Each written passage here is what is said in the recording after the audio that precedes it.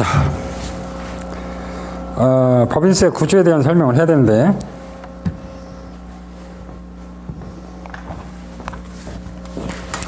여기서 회계를 지금 하신 지 1년이 안 되신 분, 나 1년 안 됐다, 회계한 사람 중에서 있어요? 손을 들다가 많은데.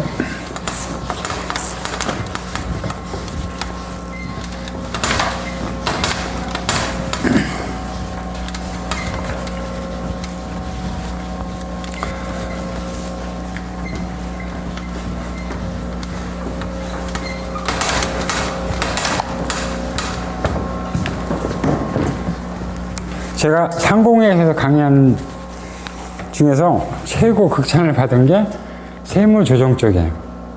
세무조정 쪽이라 그 부분을 한번 요약을 하겠습니다. 자, 우리가 이제 재무제표가 재무상태표가 있고, 그 다음에 손익계산서가 있고, 이익잉여금 처분계산서가 있어요. 비영리단체도 유사해요. 산하산업단도 그렇고 개정 과목도 유사합니다. 명칭이 다른데, 자, 재무상태표는 일정 시점에 재무상태를 보여주는 거예요. 그래서 한쪽을 자산이라고 처리하고, 이걸 부채하고 자산에 부채 뺀 걸 자본이라고 표시합니다. 손익계산서에서는 수익에서 비용을 빼면 당기순이익이 나오게 됐어요. 자, 요게 플로우입니다. 요게 스탁이고, 그리고 자, 이 당기순이익은 이익잉여금으로 자본의 하나로 이제 축적이 돼요. 축적이 됐다가 이게 어디서 없어지냐면 이익잉여금 처분계산서로 가요. 그래서 처분 전 이익잉여금이 나오고, 여기에 당기순이익이 더해지고, 그다음에 뭐 전기료 수정성이 들어온 다음에 여기서 처분이 나와요. 처분이 주주한테 주면 배당, 직원이나 임직원한테 주면 상여, 제3자한테 주면 기타소득, 이렇게 돼 있어요. 요 규정이 어디 있냐? 상법에 있어요. 그래서 기업회계 기준은 자산이랑 부채에 대해서는 자세히 설명을 하고 평가에 대해서도 규정을 두고 있지만, 어쩐 일인지 회계에서는 자본에 대해서는 언급을 안 해요. 기껏 해봤자 처음에 뭐 법인 설립을 하는데 자본금을 얼마를 하다, 그 다음에 증자를 하다, 그 다음에 감자를 하다, 그 정도밖에 없어요, 회계학 체계는. 그리고 자세한 내용은 어디냐? 상법에 가야 있어요. 상법에서 주주총회를 열려면 최소한 주총일 전 7일 전에 고지를 해야 되고, 그리고 주총회를 열면 거기에 참석인원의 과반수가 참석을 해야 되고, 그 참석인원 과반수에 또 과반수에서 주주총회 결의를 하고, 뭐 이런 내용이 상법에 다 있다고요. 그거에 따라서 회계 처리를 하는데, 그래서 이익잉여금 처분계산서는 상법 얘기예요. 상법 얘기예요. 자, 상법 얘기인데 우리 세법도 유사합니다. 요거랑 유사해서, 자, 이 손익계산서를 보시면 입금이라는 말을 쓰고요, 그 다음에 비용은 송금이라는 말을 써요. 그러면 입금에 송금 빼면, 이거는 수익에서 비용을 빼면 당기순이익인데, 요거는 소득이라는 말을 써요, 세법에서는. 그죠? 요건 기간을 의미합니다. 각사학년도 또는 당기, 기간을 의미해요. 그래서 회계에서는 이익이라는 말을 쓰고, 세법에서는 소득이라는 말을 쓰는데, 뭐 유사한 개념이에요. 근데 이 수익과 입금이 98% 같아요. 그런데 우리 광고에도 그런 거 있잖아요. 2% 부족하다고. 그죠? 그래서 회계학에서는 수익이 아닌데 세법에서는 입금으로 보는 걸 입금산입이라고 합니다. 그리고 회계학에서는 수익인데 세법에서는 수익이 아니래요. 이거를 입금불산입이라고 그래요. 마찬가지. 자, 비용도 아닌데 세법에서 비용으로 인정해준다. 그러면 송금산입이라고 합니다. 그리고 분명히 회계에서는 비용인데, 나갔으니까, 돈이 나갔으니까 비용인데 세법에서 송금이 아니래요. 그런 제도가 송금불산입 제도예요. 예를 들어 볼게요. 입금 산입에는 뭐냐면 국가에서 하지 말라는 거예요. 그런데 하면은 실제 회계학상에서 돈이 들어온 것도 아니고 수익이 아닌데 입금을 원대요. 대표적인 게 가지입금 인정이자예요. 그죠? 회사에서 돈을 빼갔는데 사장이 영수증도 안 주고 어디에 썼는지도 얘기를 안 해. 로비하는 데 쓰겠지. 그럼 우리는 잘 모르니까 가지입금으로 처리를 합니다. 그러면 그 사람이 만약 은행 가서 돈을 꼬았으면 이자를 냈을 거 아니에요. 그죠? 이자를 냈는데 대표회사니까 내 회사니까 이자를 안 받았으니까 세법에서는 어림없다. 그것도 이자 상당을 내라. 8.5% 해서 입금 산입을 시킵니다. 회계에서는 처리할 방법이 없어요. 실질 돈 들어온 게 아니니까. 그러면 세법에서는 입금 산입해놓고 세금을 더 내라는 얘기예요. 법인세를 더 내라는 겁니다. 입금물 산입 제도가 있어요. 뭐냐면 내가 잘못해서 세금을 더 냈어요. 그러면 돌려줘야 될 거 아니에요. 그죠? 그럼 세금을 돌려줄 때 원금만 주는 게 아니라 이자도 붙여줘요. 그 내가 더 낸 것도 억울한데 내가 돌려받는다고 해서 거기에 이자 상당을 받았는데 그걸 또 세금을 매기면 너무 잔인하다. 그래서 회계에서는 이자 들어온 거니까 입금 산입 맞아요. 수익이에요. 하지만 세법에서는 입금 불산입이다. 그런 내용입니다. 자, 송금 산입으로 가겠습니다. 회계에서는 비용도 아닌데 세법에서는 비용이래. 이런 게 있나요? 있어요. 대표적인 게 연구개발비 세액공제, 각종 준비금 제도, 연구비 준비금 제도, 이런 거는 실제로는 돈이 나간 것도 아니라 비용 처리도 안 했는데 세법에서는 빼주는 거예요. 뭐예요? 국가에서 하라는 얘기예요. 연구소 많이 세우고, 그죠? 거기에 직원들 많이 써서 그 직원들한테 들어가는 인건비는 다 세금 빼주겠다. 이게 송금산입제도예요. 자, 송금불산입니다. 마지막으로 요거는 어떻게 보면 국가의 주권을 나타내는 건데, 실제로 회계에서는 돈이 나갔기 때문에 비용 처리를 해요. 하지만 세법에서 인정 안 되는 게 있다. 대표적인 게 접대비. 접대비는 내가 만약 3천만 원을 썼다. 근데 내가 서비스업이에요. 그러면 1200만 원은 인정이 안 돼요. 그러면 1800만 원은 실제로 나간 돈인데, 비용인 거 맞는데, 세법에서는 비용으로 인정 안 하고 법인세를 더 과세하게 된다. 그렇죠? 그래서 결과적으로는 뭐예요? 입금산입과 송금불산입은 같은 얘기고, 송금산입과 입금불산입과 송금산입은 같은 거다. 세법에서는 계정값이 중요한 것도 아니고 단지 입금이냐 송금이냐만 중요해요. 세법에서는. 그래서 이런 걸 작성합니다. 요게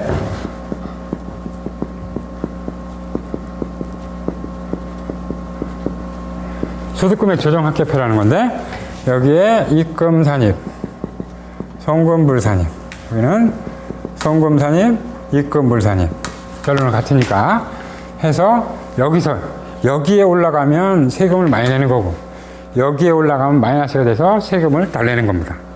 국가에서 하라는 얘기죠. 이거는 하지 말라는 얘기고, 그렇죠? 그래서 이제 세무조정 하는데 2% 세금 조정, 2% 때문에 지금 이 짓을 하는 거예요. 지금 조금 차이가 나니까 하는데, 자, 재무상태표에 관련된 거는, 이 자산부채에 관련된 거는 여기서 어떻게 표시되냐? 여기에 입금 산입되면 여기는 유보. 여기 뭐예요? 자산의 증가라는 얘기예요. 그렇죠? 그 다음에 여기에 표시되면 마이너스 유보. 부채가 증가하거나 자산이 감소한 거예요. 이렇게 처리하고, 손익계산서에 관련된 거. 손익계산서에 관련된 거는 예를 들어서 가지급금이다. 인정이자다. 그러면 수익이잖아요? 그죠? 수익이면 이익이 늘었겠죠? 회사 장부보다 이익이 더 늘어났을 거예요. 그거 누가 가져갔어요? 누가 가져갔어요? 사장이 가져갔어요. 임원이. 그러니까 뭐예요? 상여다, 이게 상여. 그쵸? 요 입금 사면 송금불산임에서 손익계정에 해당되는 거는 사회유치라고 하는데 기속자를 따집니다. 그래서 직원이면 상여, 임직원이면 상여, 그 다음에 제3자면 기타 소득, 그렇죠? 그 그 다음에 또 뭐가 있죠? 주주면 배당. 그렇게 된단 말이에요. 그죠? 그래서 손익에 관련된 거는 이게 증가가 될 텐데, 그게 회사에 있을 리가 없죠. 현금은 있을 리가 없단 말이에요. 이건 통장에 딱 맞춰서 장부를 한 거니까. 그렇다면 이거는 누군가 가져갔을 것이다. 그 귀속자를 찾습니다. 누구냐에 따라서 상여처분을 합니다. 이건 이익경험 처분계산서에서 똑같아요. 근데 여기서 처리 안 해줬기 때문에 여기서 한 번 더 처리해 주는 거예요. 그렇죠? 그 사람을 세법상. 자, 그 다음에 그래서 요 내용은 손익계산서와 관련된 거는 요 이익경험 처분계산서의 처분을 확정시키려고 우리가 소득금액 조정학계표에다 표시하는 거다. 이거예요. 자, 예를 들어 볼게요. 지금 이제 2016년인가요? 퇴직연금을 강제기용으로 바꿔요. 지금은 하던 안 하던 벌칙이 없는데, 그래서 세법상 퇴직연금 충당금이라는 걸 작성을 해야 됩니다. 근데 우리 회사는 사장님이 죽어도 안 한대. 좋아, 나 벌금 맞아도 좋으니까 퇴직연금 안 들 거야. 우리 직원들 얄미워서. 그러면 이제 안 들었으니까 부채가 없죠. 부채 안 올라갔을 거예요. 퇴직연금 충당금이 설정이 안 됐으니까. 퇴직급여 충당금처럼. 그럼 세법에서 어떻게 하냐? 설정을 해야 돼요. 그러면 자산이 늘어나야 되나요? 부채가 늘어나야 되나요? 뭐가 늘어나야죠?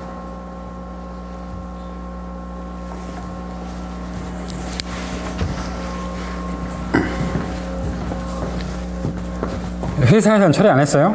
세법상은 부채를 넣어야 돼요.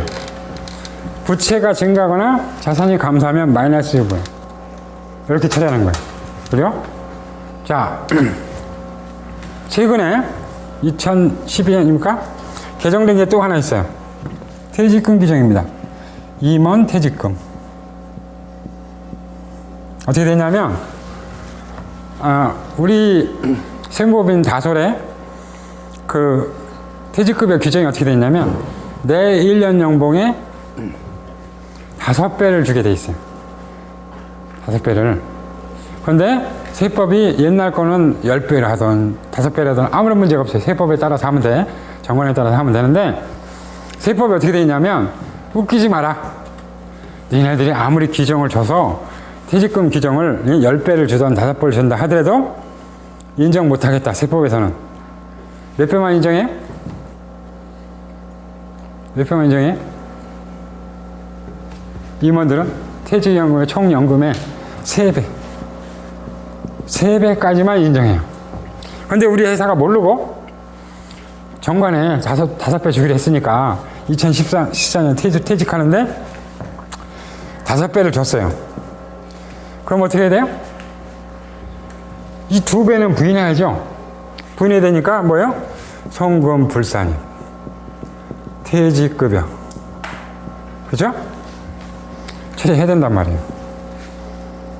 그죠? 여기에 있어야 되는 비용을 여기로 올린 거예요. 그러니까 비용을 인정 못 하겠다는 얘기. 그죠? 그래서 여기를 처리를 합니다. 그러고 나면 어떻게 되는 거예요, 또 이게? 뭐를 처리하죠? 누가 해줬어요? 임직원한테 해줬죠? 상여. 그쵸? 요 과정을 우리 기업회계조는 굉장히 논리적인 학문이라 재무상태표, 손익계산서, 이익경험 처분계산서 따로따로 이렇게 표시를 했는데 우리 세법은 무식해요. 그래서 하나에다 다 집어넣습니다. 하나에다가 재무상태표 들어가고 손익계산서도 들어가고, 그죠? 이익경험 처분계산서까지 들어가게끔 돼 있어요. 그러면 이 세법은 뭐냐? 세법은 전문가용이에요. 회계를 알고 진짜 세법을 전문적으로 한 사람들만 하라는 얘기예요. 아무나 대들지 말고. 그런 내용입니다. 그래서 저도 이제 여기 충남 중소기업청을 제도 개선위원이라 한 달에 한 번씩 와요. 오는데 하나같이 사업하는 사람들 얘기하는 게 뭐냐면, 왜 이렇게 세법이 어렵냐? 세법이 왜 어렵냐? 우리 같은 사람은 세법이 어려울수록 좋아요. 그렇죠? 돈 더 받으면 되니까. 그런데 사업하는 사람이나 일반인들은 세법이 어려워서 못 살겠다. 그래서 아마 바꿀 겁니다. 조만간. 일단 세법 용어부터 좀 쉽게 표현을 하고, 그리고 일반인들도 쉽게 이해할 수 있도록 그렇게 좀 많이 바꿀 그럴 예정이에요. 그래서 이 세무사는 10년 내에 없어져야 될 업종이에요. 그쵸? 그래서 제가 자격증 6개 땄다고 그랬잖아요. 세무사 죽어도 괜찮아. 경영주사를 하다가, 그죠? 아, 그래다 또 힘들다 그러면 또 증권분석사 했다가, 그죠? 그 다음에 기업기술가치 평가도 하고, 이렇게 돌아다니면 돼요. 진짜예요. 여러분들은 지금은 자격증 시대입니다. 자격증 시대라 자격증을 가진 사람만 그 일을 할 수 있거든요. 그러니까 기회가 되시면 자격증을 따세요. 자격증을 따시면 그게 도움이 됩니다. 예를 들어서 내가 전산세무 2급 자격증을 땄어요. 세무사에서 하는 거. 근데 내가 이제 지금 실업자. 그러면 학원을 가는 거예요. 전산에 강의하는 학원에 가서 나 전산세무 2급 자격증 땄다. 나 강의하게 해달라. 그러면 해줘요. 왜냐하면 자격증이 없는 사람은 강의할 수가 없어요. 그렇습니다. 그러니까 여러분들 기회가 되시면 자격증을 많이 땄으면 좋겠다. 우리 이제 워크샵 책을 한번 보겠습니다.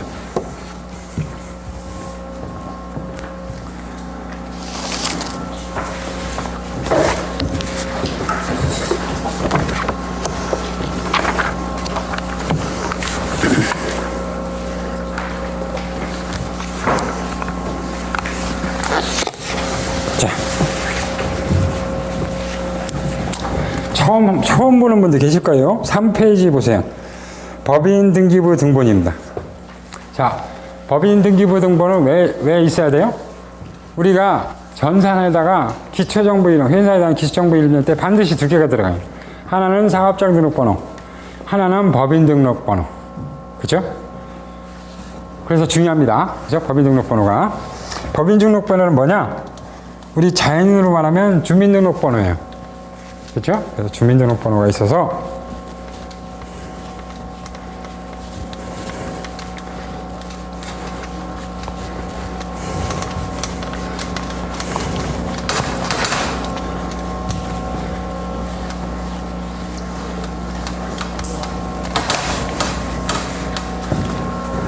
법인부터 설립을 하고 그 다음에 사업자 등록을 할 수가 있습니다. 어디 갔지?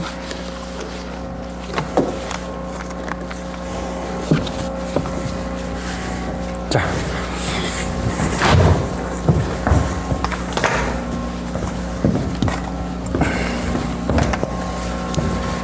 그래서 법인이라 하면 실질이 없는 것을 법에 의해서 사람처럼 인격을 부여한 게 법인입니다. 이걸 하려면 등기부 등본, 등기를 해야 되고요. 그래서 등기부 등본이 필요하고요. 두 번째, 정관이 반드시 필요합니다. 그래서 저희가 이제 회사에 가면 처음 법인이세요? 개인이세요? 그래서 법인입니다. 그러면 등기부 등본 좀 하나 갖다 주십시오. 두 번째, 정관을 주십시오. 그래요. 비영리단체도 반드시 정관은 있습니다. 이게 헌법이에요. 헌법. 기업의 헌법. 그래서 원시정관이 있고 그 다음에 그 뒤에 이제 개정정관이 있어요. 정관을 들여다보면 뭐가 있냐면 사업 목적이 있어요. 사업 목적이 있는데 예를 들어서 학교다. 그럼 뭐 교육이 고유사업 목적이겠죠. 밑에 가면 수익사업이 있어요. 수익사업이 있고 여기 예를 들어놨어요. 임대업. 그죠? 또 뭐가 있을까요? 연구개발업 이런 게 있어요. 자, 그런데 제가 이렇게 사업 목적에 딱 1 교육만 하나 딱 넣었어요. 근데 우리 연구소에 제조업으로 등록을 하려고 그래요. 그래서 세무서에 가서 제조업으로 등록 내주세요. 그러면 뭐라 그래요? 세무서에서 정관 가져오세요. 그럼 정관을 보고 제일 먼저 세무서 직원이 뭘 봐요? 사업 목적을 본다. 사업 목적에 그 업종이 없으면 안 내줘요. 안 내줍니다. 그죠? 그러면 이제 여기는 이제 우리는 고유번호 받으려고 그러는 게 아니라 사업자 등록번호 받을 겁니다. 그러면 그 밑에 수익사업에 가서 사업 목적을 봐요. 거기에 제조업이 있으면 허가를 내줍니다. 사업자 등록을. 그래서 이걸 보셔야 되는 거예요. 사업 목적은 한 7개 만드는 겁니다. 지금은 교육만 한다 할지라도 향후에 발생할 수 있는 걸 다 집어넣는 거예요. 두 번째, 자, 임직원에 대한 규정. 임의사항인데, 임직원에 대한 복리후생 차원을 여기다가 넣는 게 좋습니다. 예를 들어 볼게요. 우리 원장님, 사모님이 나와서 일은 안 해요. 직원은 아니지만 항상 우리 직원들 회식하면 집으로 데려다가 맛있는 것도 먹이고 이런 분이. 그리고 원장님이 막 과로하면 자기가 차 끌고 가서 데려다 주고 막 이랬던 분이에요. 그래서 어느 이제 세월이 흘러서 여기 우리 회사가 이익이 많이 났어요. 총회를 여는데 모든 사람, 임직원 다 함께 뭐냐면 우리 사모님 너무 내조를 잘하셔서 특별 상여금 줍시다. 보너스 줍시다. 그래 다 박수를 쳤어요. 동의를 했죠? 동의를 했으니까 뭐예요? 가결이 된 거예요. 줄 수가 있어요? 얼마 줄까? 그러니까 뭐 1억 줍시다. 뭐 5천만 원 줍시다. 그래가지고 1억으로 결정이 됐어요. 주려고 보니까 정관 가져와. 정관에 요 규정이 있으면 줄 수 있어요. 그게 바로 제3자한테 주는 기타 소득이에요. 직원도 아니고, 그죠?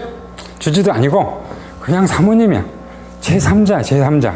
우리 회사를 봐서는. 그 사람한테 기타 소득을 주려면 여기에 정관에 있어야 됩니다. 이게 없는데 줬다. 나중에 주주 중에 누가 하나가 소송을 걸면 정관 위반이에요. 대표이사가 다칩니다. 다치게 돼 있어요. 그죠? 그래서 그런 걸 넣는 거예요. 그래서 혹시 모르니까 임직원 가족에 대한 의료비, 그 다음에 뭐, 복지에 관련된 거, 그 다음에 뭐 상여금, 이런 걸 줄 수 있다. 그리고 회사의 필요에 의해서 오게 되면 출장비를 지급할 수 있다. 해주는 거예요. 그럼 뭐 하면 어떻게 해요? 우리 사원총회에 있어가지고 부부정반에 다 와요.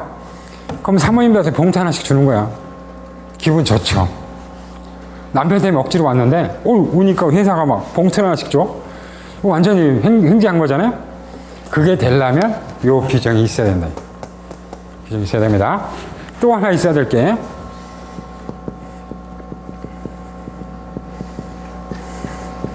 임원 퇴직금은 정관에 없으면 무효입니다. 그래서 나중에라도 세무조사 나와서 임직원 뭐 퇴직금을 많이 줬네 뭐 싸우면, 지금 김정태 은행장이, 하나은행 은행장이 연봉이 얼마나 그러죠? 제가 얼핏 들으면 36억으로 제가 들었는데 60억인가요?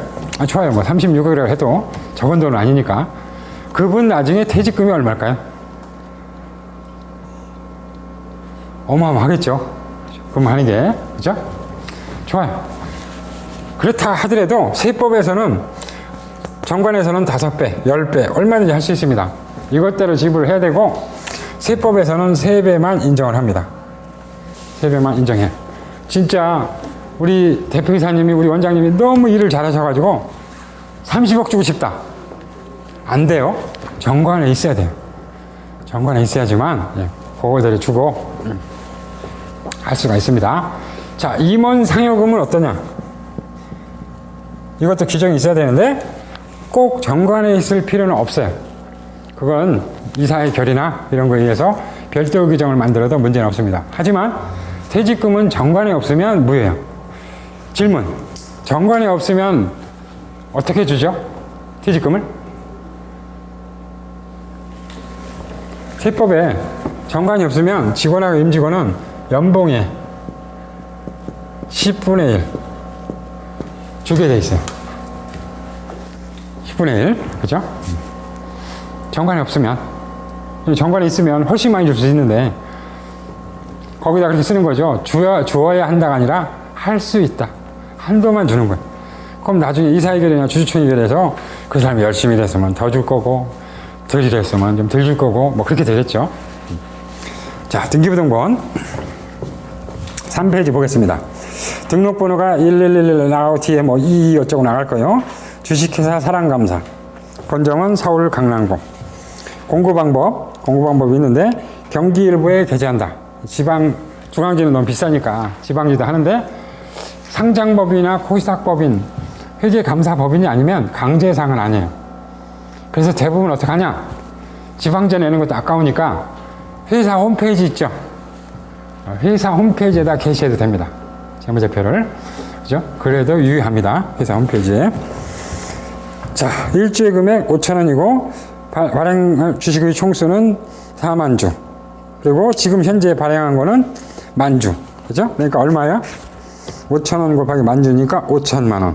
자, 사업 목적 있죠? 부품 제조, 연구 개발 및 자문, 컨설팅도 있네요. 제조업, 소매업, 무역업, 부대 사업. 이 부대 사업은 의미가 없어요. 의미가 없고, 이해 준하는 사람은 의미가 없고, 다 내야 됩니다. 그러면 이제 어떻게 되는 거예요? 여기에 무역업이 있기 때문에, 수입업이랑 무역업이 있기 때문에, 뒤에 가면 그 양식이 나와요. 만약 여기에 없는데, 사업자 등록에도 업태와 종목이 안 넣고, 내가 임의로 하면 문제가 생겨요. 문제가 생깁니다. 그죠? 자, 그 다음에 이사, 뭐 대표이사, 감사, 뭐 이렇게 쭉 있고, 박스 보세요. 회사 성립 월할이 얼마예요? 1월 1일. 그죠? 자, 그럼 여기서 이제 분기에 나오는 게 뭡니까? 제가 분기에 대해서는 설명 안 해도 되죠?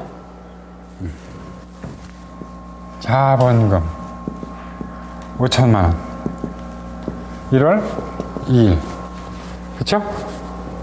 돼야 되잖아요. 뭐 예금을 했겠죠. 특별한 일이 없으면 보통 예금을 한다 그랬으니까 보통 예금 5,000만원 이걸 해야 돼요. 여기는 문제 없지만 이 등기부등본에 또 하나 나타나는 게 뭐냐면 증자입니다. 증자. 이상하게 사장님이나 이런 사람들이 증자하면 얘기를 안 해요. 세무사무실에. 그래서 매년 말 등기부등본 하나 떼다 주세요. 그래서 봐야 돼요. 인터넷에서 뗄 수 있는데.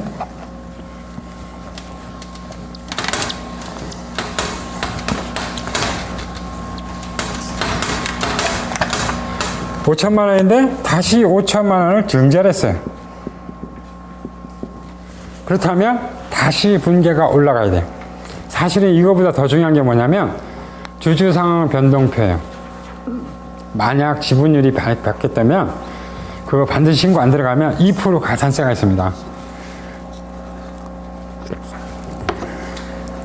그래서 그 분계를 하시면 됩니다. 샀죠? 됐죠? 분계 됐어요? 차변에 보통 예금, 대변에 자본금.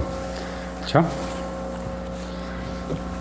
자, 법인을 설립하고 나서 3개월 이내인가요? 6개월 이내에 사업자 등록 안 내면 과태료가 있어요.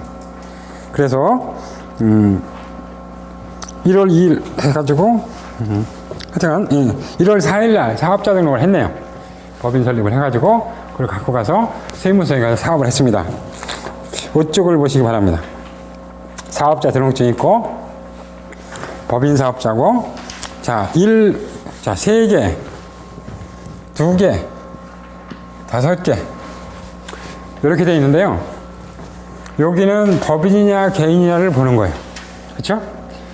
개인 본점은 81, 개인 지점은 85, 81, 82 있어요. 그죠? 비영리법인은 얼마나 돼 있죠? 87인가요? 86인가요? 비영리법인 있어요, 여기. 그죠? 있습니다. 이걸로 파악을 하는 겁니다. 사업자 등록번호 알 수 있어요. 요거는 뭐예요? 세무서 번호. 그죠? 세무서 번호를 여기다 집어넣는 겁니다. 세 자리 숫자. 100번부터 시작해서 종로가 100번부터 시작해가지고 종로세무서 자 부산 세무서까지 있어요. 650번인가? 거기까지 쭉 돼 있습니다. 그걸 보시면 됩니다. 자, 사업자 등록을 했는데 개업일이 1월 2일로 돼 있네요. 이런 사람이 있어요. 지금 법인 설립을 지금 1월 2일 날 했는데 나는 개업 실지 사업은 7월 1일 날 할 거야. 그래서 개업 예정일을 자 7월 1일로 했습니다. 2024년 7월 1일로 어떤 문제가 있을까요? 이전에는 법인카드도 안 만들어지고요. 대출도 안 되고요. 마이너스 통장 당연히 안 되고요. 아무것도 안 됩니다. 그냥 1월 2일 날 해가지고 내가 사업자 등록 낼 때 개업 예정일을 1월 2일로 하고 그 다음에 무실적 신고 들어가면 돼요. 무실적 들어가면 되는데 굳이 개업 예정일을 뒤로 미루는 거는 의미가 없습니다. 잘못하면 법인 통장도 안 만들어줍니다. 은행에서. 개업도 안 했는데 무슨 통장을 만드냐고. 그래서 상당히 불리합니다. 신규 등록이고. 자, 뒤로 가겠습니다. 6종. 자, 사업자 등록증과 회계 처리. 직접적인 회계 처리는 없죠? 아, 이걸 봐야 되겠네. 다시 5쪽으로 가주세요. 거기 보면 사업자 단위 과세가 있고 총괄납부 제도가 있어요.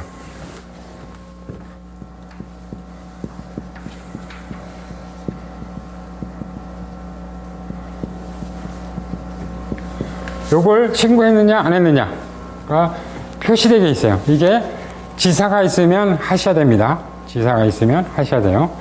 안 하면 나중에 문제가 생겨요. 지사끼리 왔다 갔다 물건을 할 때 문제가 생깁니다. 뒤로 가겠습니다.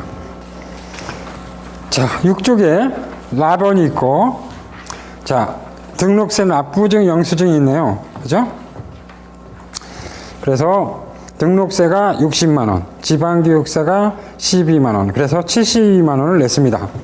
옆에 과세표준액은 5천만원이고, 그죠? 자본구매에 대해서 매기니까.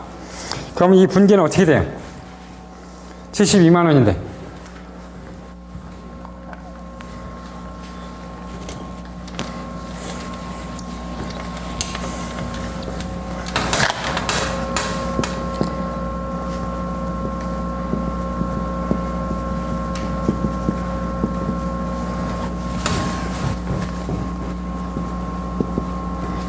뭐죠?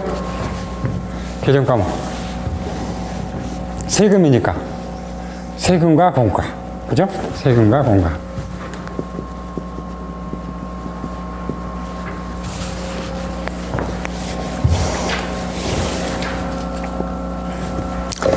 자, 실적 보겠습니다. 자, 지금 법인 설립했고요. 그래서 자본금 보는 방법 배웠어요. 최초 자본금 여부를 확인하셔야 되고, 그 다음에 증자 여부 확인하셔야 돼요. 두 번째 와서 보니까 땅을 사던 법인을 설립하던 등록세가 있어요. 등록세가. 그래서 등록세 분기를 해봤습니다. 이거는 세금입니다. 세금 공과고, 7쪽에 보시면 법무사 수수료. 아, 법무사한테 맡겨서 했나 보네요. 요즘은 인터넷 등기소라고 인터넷으로 여러분들이 다 할 수가 있어요. 사실은 다 할 수 있습니다. 근데 법무사 비용 얼마 줬어요?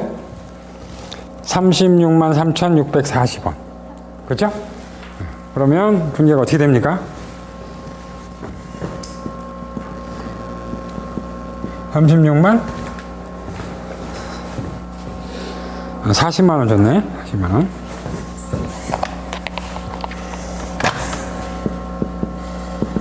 그리고 여기가 분기가 뭐예요? 법무사 비용, 세무사 비용, 수수료, 그죠? 감사 비용, 지급 수수료 계정. 요게 얼마입니까? 363640. 그러면 나머지가 뭐죠? 이게? 36360이? 요게 뭐죠? 자, 지금은 내가 부가세가 과세되는 법무사 용역을 샀지만, 그래서 부가세를 내야 돼요. 내지만 이거는 부가세 신고할 때 내가 환급 받을 거예요. 그걸 갖다가 부가세 대급금이라고 합니다. 부가세 선급금 또는 부가세 대급금. 대급금을 많이 쓰는 것 같아요. 다 이해 가시죠? 분기 해보는 거예요. 그죠? 그럼 이제 여기서 이제 지치증빙 제도가 나와요.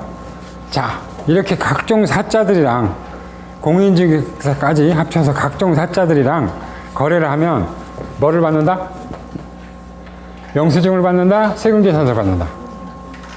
영수증을 받아야 돼요. 영수증이 아니라 세금계산서. 헷갈렸어요, 제가. 세금계산서를 받으셔야 됩니다. 그죠? 그렇지 않으면 신용카드를 쓰셔야 돼요. 그것도 아니면, 그죠? 이 부가세는 나중에 환급받아야 되니까, 돌려받아야 되니까. 그리고 세금계산서나 신용카드를 안 쓰면 가산세가 있어요. 2% 가산세가. 그렇죠? 그렇습니다. 이해가세요? 자, 8쪽 같이 하겠습니다. 이제 D부터는 여러분들이 먼저 풀고 제가 할 거예요. 여기까지 같이 할 거예요. 8쪽. 자, 법인을 설립했으니까 법인 인감도장 만들어야죠. 임감기, 그죠? 사용 임감 있어야 될 거예요. 그래서 간이용 수증을 받았네요. 얼마입니까? 25,000원. 여기서 중요한 게 있어요. 세무서 나오면 참 식당에서 간이용 수증을 계속 떼어주거든요. 근데 그 사람들이 매출 누락하려고 하는 것 같아. 그러면 어떻게 하냐? 여기 성명 옆에 도장이 있죠? 도장이 안 찍히면 무효예요. 아무리 내가 영수증을 여러 장 받았어도 여기 도장이 안 찍혀 있으면 무효예요. 그거를 확신할 수가 없다. 그렇죠? 도장이 있는지 확인해 보세요. 그래서 일부러 그렇게 하시는 분들도 있어요. 매출 누락하려고. 25,000원이에요. 그죠? 그러면 자 30,000원 이하니까 간이영수증을 짜는 건 문제가 없고 가만히 있어봐. 분계가 2개인데 위에 있네요. 영수증 바로 위에입니다. 인감도장 비용은 현금으로 지출되었는데 이 수액 지출하여 예금에서 현금을 인출하였다. 그럼 어떻게 됩니까? 차변에 현금 100만원, 대변에 보통예금 100만원 하고 현금이 나갔죠? 얼마요? 25,000원. 이게 뭡니까? 소모품비.